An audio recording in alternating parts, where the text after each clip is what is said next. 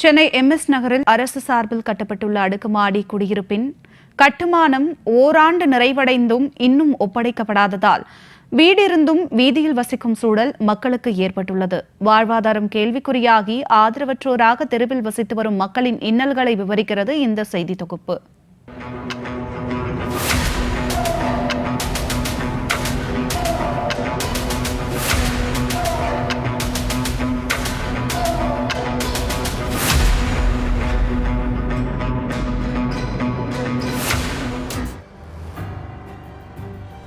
வந்தாரை வாழ வைக்கும் ஊரு என பெயர் பெற்ற சென்னையில் தற்போது உள்ளூர் வாசிகளே வாழ முடியாத அவலம்தான் விளம்பர திமுக ஆட்சியில் அரங்கேறி வருகிறது.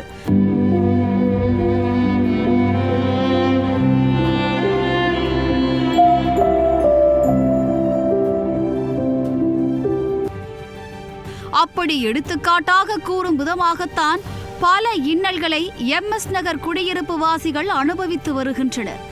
சென்னை சென்ட்ரல் ரயில் நிலையத்திற்கு பிரதான சாலையாக விளங்கும் வால்டாக் சாலை பகுதியில் உள்ள MS நகரில் சுமார் 50 ஆண்டுகளுக்கு முன்பாக 176 குடியிருப்புகள் கட்டப்பட்டு கூலி தொழிலாளர்களுக்கு வழங்கப்பட்டது. பல ஆண்டுகள் கடந்ததால் கட்டடம் முழுவதும் சிதிலமடைந்து மக்கள் வாழ்வதற்கே தகுதியற்ற குடியிருப்பாக MS நகர் குடியிருப்பு மாறியது. MS நகர் மக்களின் பலகட்ட போராட்டத்திற்கு பிறகு சிதிலமடைந்த குடியிருப்பை சீரமைக்கும் பணி பல ஆண்டுகளுக்கு முன்பாக தொடங்கி விறுவிறுப்பாக நடைபெற்றது.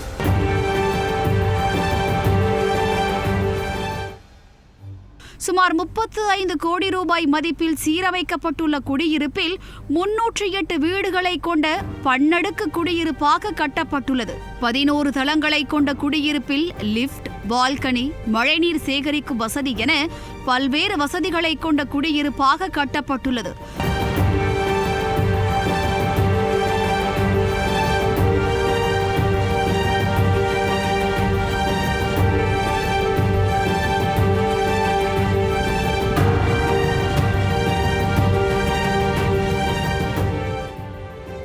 விறுவிறுப்பாக நடைபெற்று வந்த கட்டுமான பணிகள் கடந்த 2023ஆம் ஆண்டு நிறைவடைந்தது.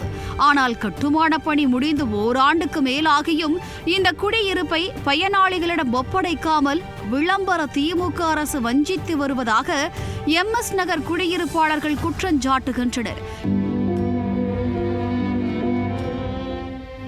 இதனால் இந்த குடியிருப்பில் வசித்த மக்கள் வியாசர்பாடி, பெரம்பூர், பேசின் பிரிட்ஜ் உள்ளிட்ட பல்வேறு பகுதிகளில் வாடகை வீட்டில் வசிக்கும் நிலைக்கு தள்ளப்பட்டுள்ளனர். இதற்கு எடுத்துக்காட்டாக MS நகர் குடியிருப்பு வாசலிலேயே பெட்டிக்கடை நடத்தி வாழ்ந்து வரும் பாஞ்சாலி என்ற மூதாட்டி வீட்டு வாடகை தர முடியாததால் தற்போது பிளாட்பாரத்தில் வசிப்பதாக வேதனையுடன் தெரிவித்துள்ளார். மேலும் ஆதரவில்லாத நிலையில் வாழ்ந்து வரும் தன்னிடம் குடியிருப்பில் குடியேற வேண்டுமென்றால் 60,000 ரூபாய் டெபாசிட் செய்ய வேண்டும் என அதிகாரிகள் நிர்பந்திப்பதாக வேதனை பொங்க குமுறுகிறார். இப்போ 8 வருஷம் ஆகுது இடிச்சு 8வது வருஷம் ஆகுது. இங்கே தான் உக்காந்துக்கிறேன், பிளாட்பாரத்தில் தான் உக்காந்துக்கிறேன். இந்த 8 வருஷமாக இங்கே தான் பழைக்கிறேன், இங்கே தான் வரேன். 8 வருஷம் ஆகுதுங்க, 8வது வருஷம் பிறகுதுங்க.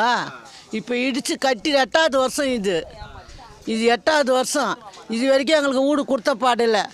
65,000 பணம் கட்டினா தான் சாவி கொடுக்க முடியும்னு சொல்கிறாங்க. இன்னும் வீடு கொடுத்த பாடு கிடையாது.